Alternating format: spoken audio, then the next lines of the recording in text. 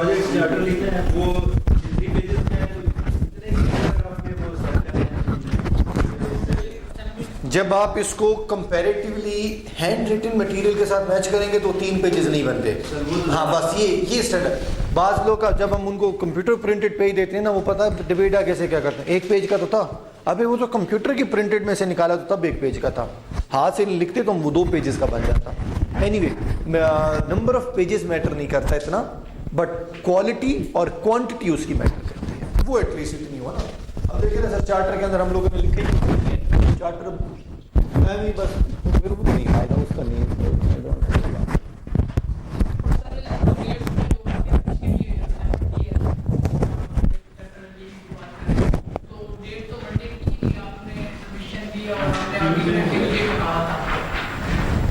Audio में जो आपने बताया था ना कि 82 तक की इसकी डेट है और उसकी जो डेट आपने मैंने जानबूझ के की थी उसमें, मेरी हर बात पे इतबार नहीं ना करना, जो लिखी हुई है वो ही माने बस। आपको आवाज चेक कर लें, ज्यादा डिस्टॉर्शन तो नहीं आ रही, बिकॉज आज माइक मेरे ख्याल से ज्यादा करीब है मेरे, तो भाई साहब ठीक है चेक कर लीजिएगा, ज्यादा डिस्टॉर्शन ज्यादा लाउड साउंड ना हो, ठीक है। चलिए गुड,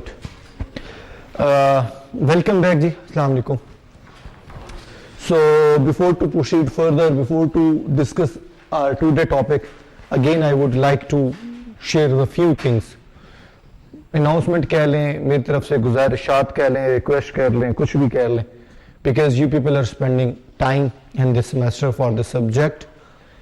मुझे बिल्कुल अच्छा नहीं लगेगा इतना टाइम स्पेंड करने के बाद आप लोगों को गॉड फॉरबिड ग्रेड बहुत बुरे हों या आप इस सब्जेक्ट में पीछे रह जाएं, और मैं ये भी कभी नहीं करूंगा, ये खास तौर पे डीएल वालों के लिए भी और जो यहाँ पे भी बैठे हुए हैं, हम ऐसा भी नहीं करेंगे कि मेरा वही बहुत पुराना मैं बात जो बार बार कोट करता हूँ दोबारा रिपीट कर दूँ, ऐसा भी पॉसिबल नहीं है कि लोग जो सुबह 9 बजे उठ के सर्दी में घर बार छोड़कर बिस्तर छोड़कर, हो सकता है किसी ने नाश्ता भी ना किया हो, यहाँ आते हैं, कोशिश करते हैं अपनी तरफ से कंट्रीब्यूट करने की।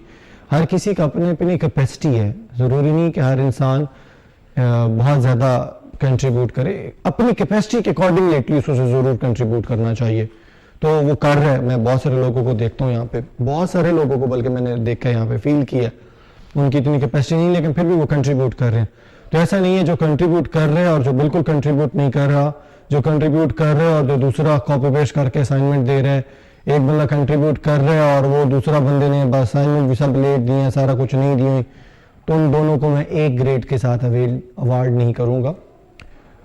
मोस्ट इंपॉर्टेंटली जिसकी कंट्रीब्यूशन नहीं होगी, मोस्ट प्रोबेबली उसका F ग्रेड भी आ सकता है, बट मिड का पेपर अच्छा हुआ बुरा हुआ, असाइनमेंट्स दी हैं नहीं दी, whatever the reason is, कोई इशू नहीं है, आपकी कंट्रीब्यूशन आपके एंड से बहुत अच्छे से रहनी चाहिए, बाकी ग्रेड डजंट मैटर, जो आप ग्रेड कहेंगे इंशाल्लाह वैसे ही ग्रेड बनेंगे। एक अनाउंसमेंट ये इंपॉर्टेंट थी, दूसरी अनाउंसमेंट इंपॉर्टेंट ये थी, सबको नॉलेज में होना चाहिए, अपने फ्रेंड्स अपने कोलीग सबको बता दीजिएगा, ऑलरेडी भी मैं अनाउंस कर चुका हूँ।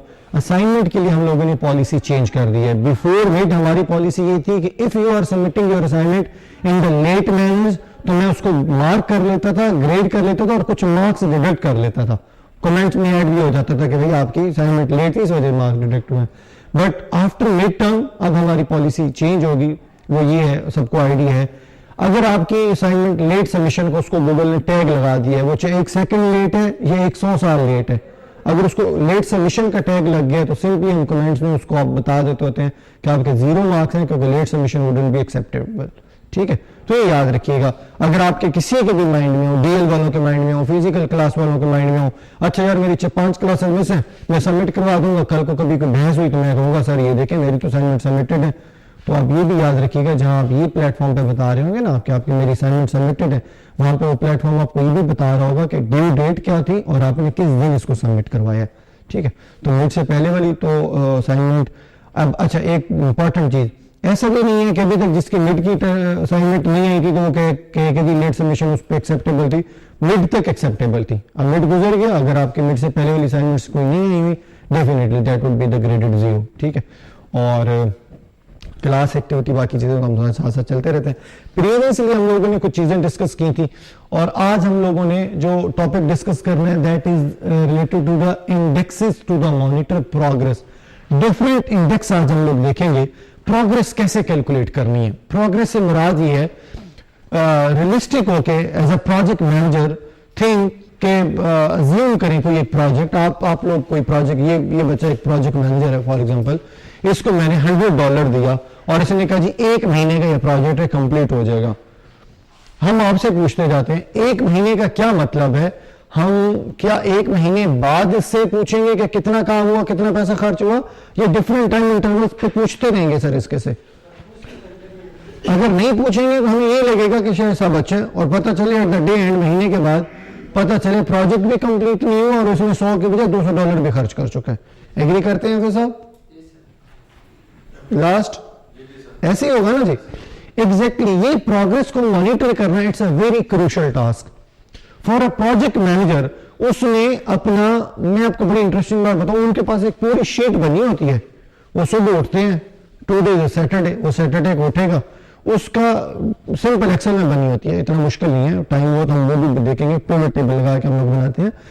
सैटरडे को उठा, सैटरडे का डैशबोर्ड उसके कंप्यूटर पे सामने आ रहा होता है, वो ये बताता है कि आज सैटरडे को इतने पैसे खर्च हो चुके होंगे, इतना काम हो चुका होगा, इतना कंप्लीट हो चुका होगा और ये प्रोग्रेस होगी। वो जाते हैं उठते हैं, हाँ भी तू बता, टिक टिक टिक टिक टिक टिक टिक टिक। वो किसी के ऊपर कहीं पे कोई स्टेटमेंट में कॉन्ट्रडिक्शन आई, कॉन्फ्लिक्ट आया, वो उसी वक्त पकड़ लेगा। अब कैसे पता चलेगा उसको, ये तो साल पुराना प्रोजेक्ट है, वो कहां से पता चलेगा उसको? डिफरेंट इंडेक्सेस से। वो इंडेक्सेस एक कैलकुलेशन बेस हैं और ये कैलकुलेशन आपको प्योरली फौरन बता देती हैं फलां दिन आपकी क्या पोजीशन होगी, ठीक है।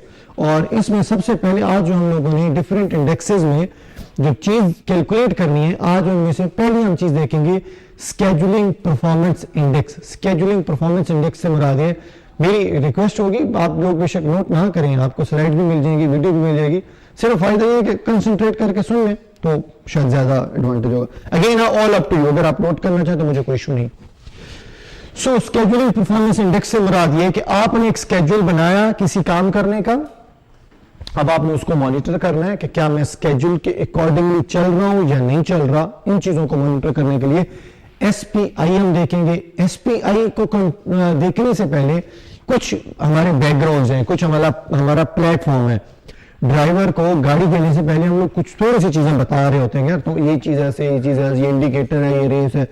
तो इसलिए एसपीआई में जाने से पहले हम लोग चीज देखते हैं earned value management, where does the fit into the PM.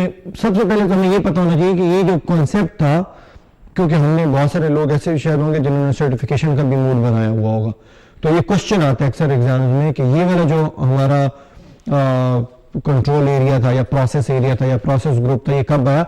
ये पीएम बुक में 4th एडिशन से ये स्टार्ट हुआ। एक बात, नॉलेज एरिया किस नॉलेज एरिया में आता है? Project cost management. और प्रोसेस ग्रुप कौन सा? Monitoring and controlling.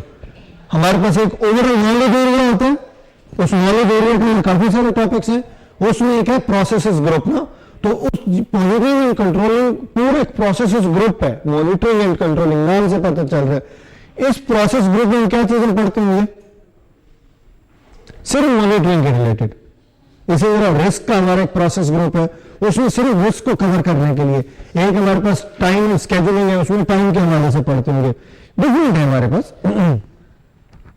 Specific process, specific ये कौन सा प्रोसेस है हमारे पास? Cost control.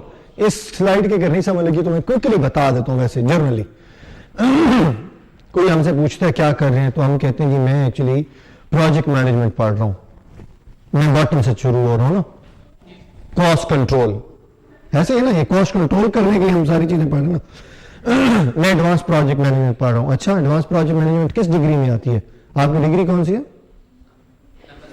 MS project management में आती है। अच्छा, एमएस प्रोजेक्ट मैनेजमेंट किस में आती है? एक मास्टर लेवल की डिग्रीज में आती है। समझिए, नॉलेज एरिया, नॉलेज एरिया के बाद प्रोसेस ग्रुप हमारे पास कॉस्ट एंड कंट्रोलिंग था, और उसके अंदर स्पेसिफिक हमारे पास जो प्रोसेस है वो एक्चुअली कॉस्ट एंड कंट्रोल है। Cost and control process, generally इस स्लाइड को शेयर करने का मतलब ये है कि हमें थोड़ा सा आइडिया हो जाए कितना इंपॉर्टेंट प्रोसेस होता है। प्रोसेस का नाम क्या है? Cost control cost process. याद है हम लोगों ने क्या कहा था? किसी भी प्रोसेस में 3 चीजें होती हैं। कौन कौन सी? एक्सीलेंट, एक्सीलेंट, जबरदस्त। इसमें यहां से किसी से कोई मेरे ख्याल से नहीं याद। कौन कौन सी 3 चीजें थी सर? हाँ, इनपुट था, टूल्स एंड टेक्निक है, ठीक है। कुछ टूल्स और टेक्निक अप्लाई करते हैं और फिर उसमें हमारे पास आउटपुट आ रहा होता है। तो वो ये कहता है कि हमारे पास जो टूल्स एंड टेक्निक है इस प्रोसेस में अर्नड वैल्यू मैनेजमेंट है, फोरकास्टिंग है, डिफरेंट है। और आउटपुट हमारे पास क्या क्या बनती है? Work performance measurement. सबसे पहली बात अभी हमने कहा, प्रोजेक्ट मैनेजमेंट मैनेजर सैटरडे को उठेगा, उसके डैशबोर्ड के ऊपर एक कंप्लीट डिटेल्स आ रही होगी। वो डिटेल क्या चीज की होगी? Work performance measurement. वो बता देगा कि मेरा प्रोजेक्ट आज से 6 माह पहले का शुरू हुआ है, आज मैं कहां स्टैंड करता हूं। और दूसरी क्या चीज पता चलेगी? Budget forecast. बजट फोरकास्ट से क्या मुराद है सर?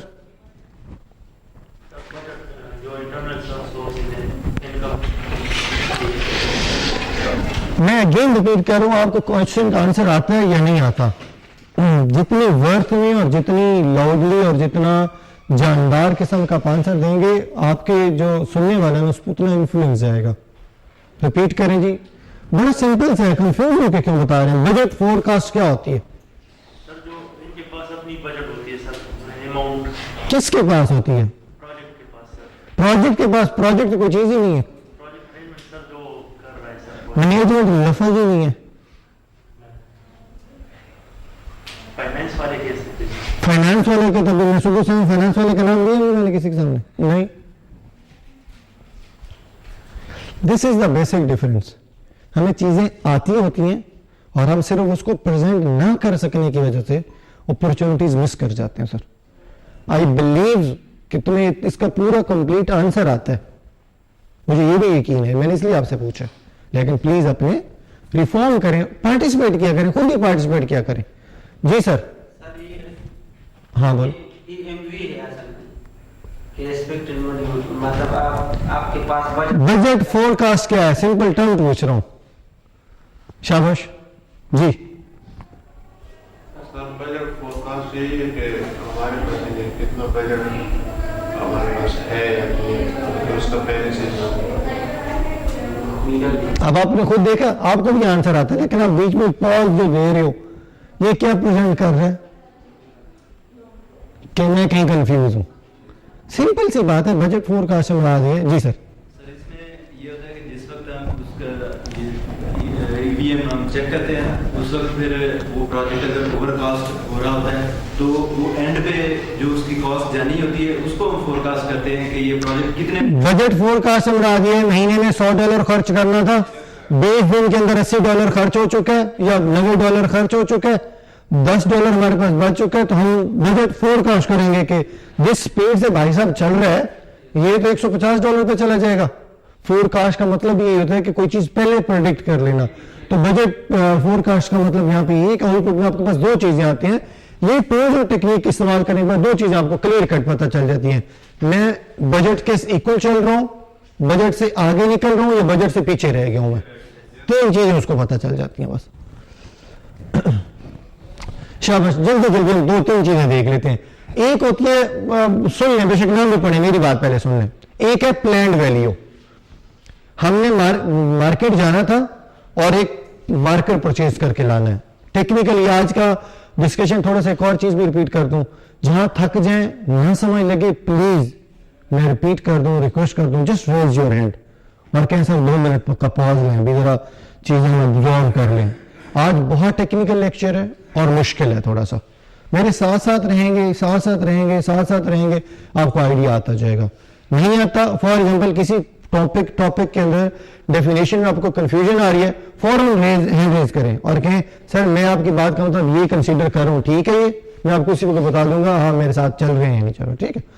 हमने मार्केट जाना था, हमने कहा जाके मार्कर परचेज करना है और ये मार्कर रहेगा ₹50 तक। That is a plan cost. Simple, theory में भी जाते ही नहीं है, ये प्लान कॉस्ट है। प्लान करने के इसके ऊपर इतनी कॉस्ट आएगी। इसको हम BCWS में कहते हैं cost work schedule, budgeted cost of schedule, ठीक है। मतलब बजटेड कॉस्ट कितनी थी स्केड्यूल के अकॉर्डिंगली, एक और बात आ गई, अर्नड वैल्यू। अर्नड वैल्यू से मुराद क्या है? आपने कितने का खरीदा, खर्च कितना, आपने कितना खर्च किया ना, ठीक है, आपने कितना उसमें खर्च किया। और एक्चुअल कॉस्ट से मुराद ये है, इसमें एक्चुअल कॉस्ट कितनी है। मैं रिपीट कर दूं, ये अभी जब हम आगे जाएंगे ना तो आप लोगों ने ना पेपर में भी हर कहीं मिक्स कर बैठेंगे। थोड़ा सुनिएगा जरा। 50 रुपए का मार्कर आना है, दिस इज प्लान कॉस्ट। अच्छा, आपने कहा जी मैं लेके आया हूं, अच्छा अर्न वैल्यू से मुराद है, मैंने कहा अर्न वैल्यू बताएं, आपने कहा हाँ 50 रुपए का आपने कहा था, मैं तो 49 रुपीज का लेके आया हूं। अपेरेंटली सुनने में क्या लग रहा है, 1 रुपए का मुझे फायदा है, लेकिन भाई साहब ने जो पूरा बिल दिया ना उसने कहा 49 रुपए का मार्कर है और मैंने 60 रुपए का पेट्रोल डलवाया था। This is called earned value. आपने मुझे प्रोग्रेस दी दो चीजों के ऊपर, इन दो चीजों को सामने रखते हुए सामने क्या आ जाएगी, एक्चुअल कॉस्ट। ठीक है, बस ये याद रहेगा ना जी। इसी तरह अर्नड वैल्यू को हम BCW को भी कहते हैं, याद कर लें, ठीक है, ना याद करें अप टू एग्जाम्स के परस्पेक्टिव से। कहीं पे वो आपको BCWP की वैल्यू बता रहा होता है, कहीं पे EV कह रहा होता है, तो you have to be familiar कि both are the same things. अगर हम एक एग्जांपल सॉल्व करते हैं ना आपको क्विकली समझ आ जाएगा।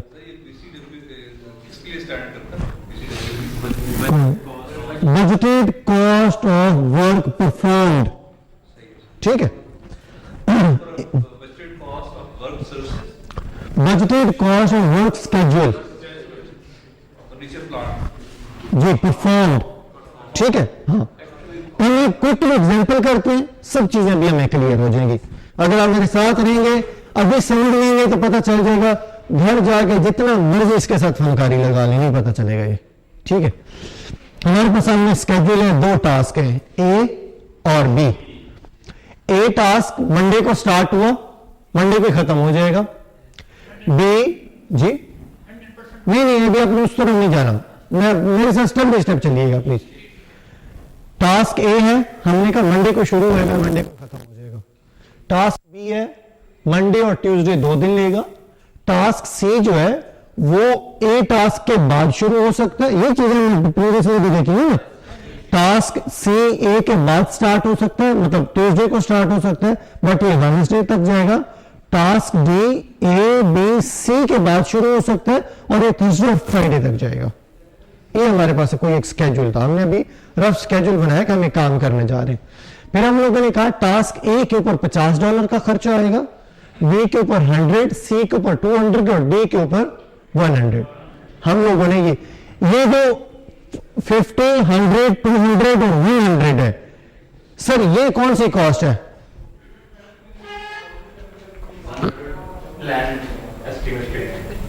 ठीक है, देखा आपके साथ मैंने सही बताया, तुम अभी तक कंफ्यूज बैठे हुए हो। ये हमारे पास कौन सी कॉस्ट है? Plan cost. हमने प्लान ये किया कि इसमें इतना खर्चा आएगा, टाइम गुजरा।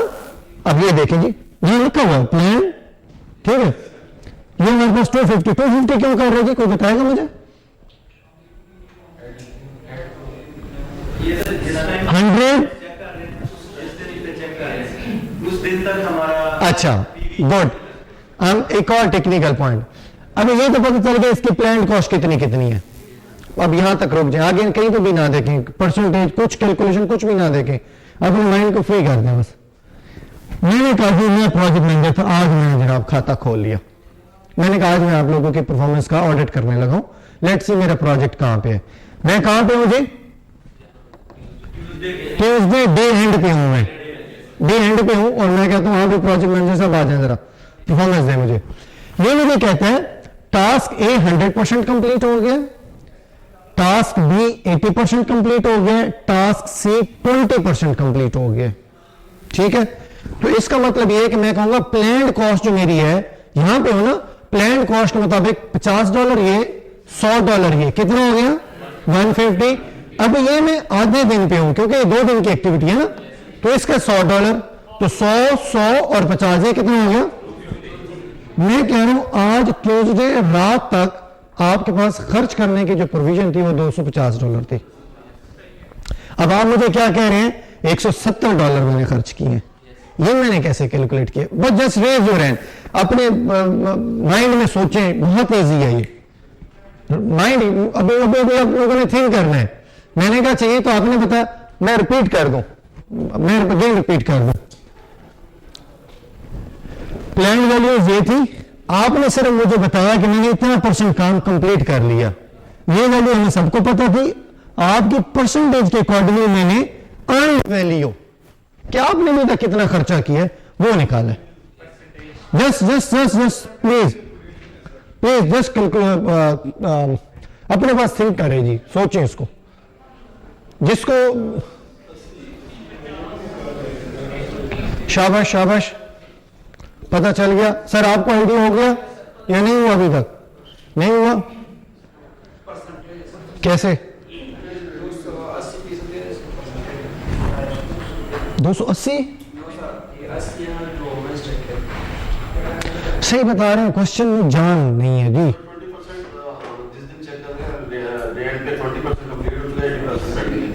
नहीं नहीं नहीं नहीं नहीं नहीं नहीं, ये देखा ना, पकड़ लिया ना मैंने जी। आगे साहब नहीं पता चला जी? सर नहीं पता चला, हो गया, गुड जी।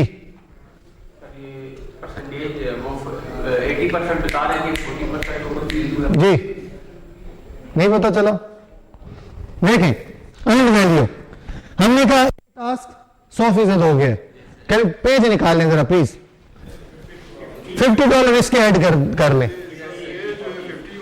ये 50 ये हो गया। हमने कहा 80% हो गया, 100 का 80% निकालने कितना बनता है? 80। $80 इसके हो गए। यहां मैंने कितना था? 20% कंप्लीट हुआ। 200 का 20% निकालें तो कितना आता है? 40। 40 जमा 50 जमा 80 कितना बनता है? 170। यहां पे किसी का कंफ्यूजन? शाबाश जी सर। सर हम कह रहे हैं कि टास्क जो बी है ये फुली कंप्लीटेड है, फिर हम इसको 80% कंप्लीशन क्यों कह रहे हैं? मैं बताता हूं। प्रोजेक्ट स्केड्यूल के अकॉर्डिंगली टास्क मंडे और ट्यूसडे तो खत्म हो जाना चाहिए था। जब मैं परफॉर्मेंस लेने आया हूं ट्यूसडे डे एंड पे मुझे बताया गया नहीं जी 80% कंप्लीट हुआ। देखें केस तो कुछ भी हो सकता है ना। मैंने आपको एक काम करने के लिए दिया, आप कह सकते हैं मैंने कर लिया, मैंने नहीं किया, या मैंने इतने % कर लिया। इसकी जो टाइमलाइन है जो ये बनी हुई है जी। इस तरह से होना चाहिए कि ये फुली कंप्लीटेड नहीं है। नहीं, मैं बताता हूं। ये प्रोजेक्ट का एक इमेज था, टास्क बी को ट्यूसडे शाम तक मुकम्मल हो जाना चाहिए था, लेकिन जब मैंने प्रोजेक्ट मैनेजर से एक्चुअल प्रोग्रेस पहुंची, उसने कहा नहीं भाई ये तो 80% अभी कंप्लीट हुआ। फॉर एग्जाम्पल बंदा रास्ते में मुझे 10 सामान लेकर आ रहा है, या मेरी भी बात हुई है, वो ट्रक जनाब किसी में एक्सीडेंट हो गया था तो वो सुबह तक सामान। ठीक है, मैं ये कह रहा हूँ कि इस जो हमारे सामने फिगर है ना, इसको देख के इंस्टेंटली मुझे समझ आना चाहिए कि 80% व्हाट डज 80% मींस। सर उसके लिए आप इस तरह ये पता नहीं चल रहा कि ये एक रेड लाइन जो है ना, वो ये जो बी वर्क है ना, इसके 80% पे जाके एक रेड लाइन। अच्छा आप कह रहे हैं कि इसके भी 80% पे जाके क्लेम लगा दें। अच्छा उसका क्या रीजन है? उसका रीजन ये एक वर्ल्ड स्टैंडर्ड प्रैक्टिस है। स्टैंडर्ड प्रैक्टिस से मुराद ये है कि आपका जो परफॉर्मेंस ऑडिटर है ना, वो किसी वक्त ही नाजिल हो सकता है। नहीं, ये मैं ये कहता हूँ कि मेरे पास प्रोजेक्ट मैनेजर ही है। आप सही कह रहे हैं, नहीं आप सही कह रहे हैं, लेकिन पॉइंट ये है कि मैंने कहा वर्ल्ड स्टैंडर्ड प्रैक्टिस अब ये है असली। वो तो उस तरीके से हाँ $170 आ गया जी। यहाँ पे किसी को कोई कंफ्यूजन प्लीज अभी ये मुझे बता दें, घर नहीं लेके जाने की परेशानी जी, क्लियर है? तो हमने कहा अभी तक जो तुम्हें था, अभी तक किस रात तक तुम्हारे पास बजट कितना था? $250, और तुमने अभी तक कितना मुकम्मल कर लिया या कितना खर्च कर लिया? $170। अच्छा एक बजट था 250 से खर्च करना चाहिए था, 170 उसने खर्च कर ली है। अब ये तो अभी तक नहीं पता चला ना किसी ने ठीक खर्च किया गलत खर्च किया, ये तो नहीं पता चला ना।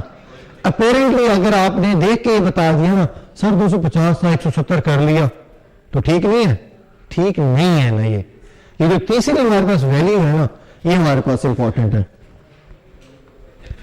एक्चुअल कॉस्ट मुराद क्या है? देखिए सुनिए जी, मेरा गौर से देखिएगा प्लीज। एक्चुअल कॉस्ट मुराद ये है ये जरा देखें, $60, $120, $30, ये कहां से आ रहे हैं? सुनिए सुनिए सुनिए सुनिए सुनिए सुनिए, प्रोजेक्ट मैनेजर को मैंने कहा कितना कितना काम कंप्लीट हो गया, उसकी कॉस्ट और परसेंटेज मुझे बता दो बस, बाकी तो मैंने कुछ, अच्छा सॉरी, प्रोजेक्ट मैनेजर तो मैं हूं ना, मैं अपने वर्कर से अब ये बात पूछ रहा हूं। ये जरा सिनेरियो गौर से सुनिएगा। मैंने अपने वर्कर को या अपने काम करने वाले को कहा, उसको तो पता ही नहीं है कि हम बजट से आगे हैं पीछे हैं, उसको कुछ भी नहीं पता। हमने उसे पूछा कि कितना परसेंटेज काम कंप्लीट हो गया और कितने पैसे तुमने खर्च कर लिए।